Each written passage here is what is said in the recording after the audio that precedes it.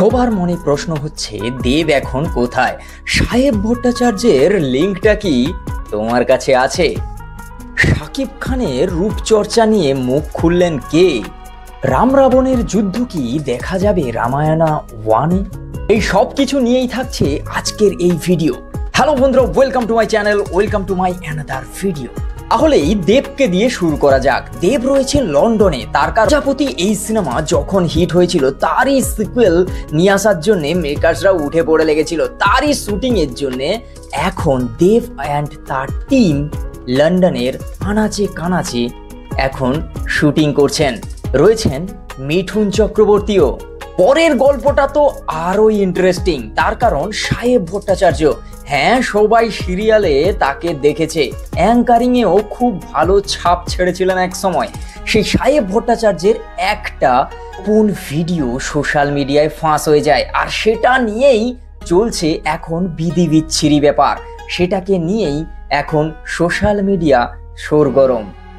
দিন দিন শাকিব খান নাকি বেশ দেখতে সুন্দর হয়ে যাচ্ছেন, স্মার্ট, ড্যাসিং, একেবারে হিরো বলতে যা হয়। এই রূপচর্চা নিয়ে অপবিশ্বাসকে প্রশ্ন করতেই অপবিশ্বাস উত্তর দেন যে শাকিব খানের ঘরে, তার রুমে কি কি ধরনের ক্রিম থাকেন এবং কত ধরনের ক্রিম তিনি ইউজ করেন। রূপচর্চা নিয়ে শাকিব খান যে একেবারে সিরিয়াস তা তিনি বলে দিলেন সবাইকে। তাহলে কি রামায়ণা পার্ট 1-এই দেখা যাবে রাম রাবণের যুদ্ধ? না, এটা যদি ভেবে থাকেন তাহলে বলবো আপনি ভুল ভাবছেন। পার্ট 1-এ রাম রাবণের যুদ্ধ দেখা যাবে না, এটা অসম্ভব এক প্রকার। তবে একটু আধটু রাবণকে দেখা যাবে, এটা সবাই জানে, কিন্তু তাও নয়, কারণ ইয়াজ 50 মিনিটের ওপরে শুট কমপ্লিট করেছেন পার্ট 1-এর জন্যে। তার মানে প্রায় ওই 50-40 মিনিট ধরে পার্ট 1-এ রাবণকে দেখা যাবে। আর রাবণকে দেখা যাচ্ছে পার্ট 1-এ, এটাই অনেক।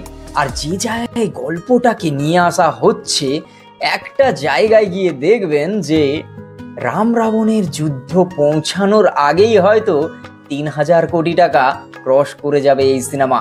তো আজকের ভিডিওটা কেমন লাগলো অবশ্যই সেটা কমেন্ট করে জানাও। আর এরকম এপিসোড যদি তোমাদের ভালো লেগে থাকে তো অবশ্যই সেটা জানাতে হবে, লাইক করতে হবে, কমেন্ট করতে হবে, আর শেয়ার করতে হবে বেশি করে এই ভিডিওটাকে। তো বন্ধুরা, আজকের ভিডিও এই পর্যন্ত। যদি ভালো লাগে কি করতে হবে আমি সব বলেই দিয়েছি। আর তুমি যদি ফেসবুক থেকে দেখে থাকো তো অবশ্যই পেজটাকে ফলো করে একটা লাইক করে দাও। চলো, দেখাচ্ছে নেক্সট ভিডিওয়ে খুব তাড়াতাড়ি।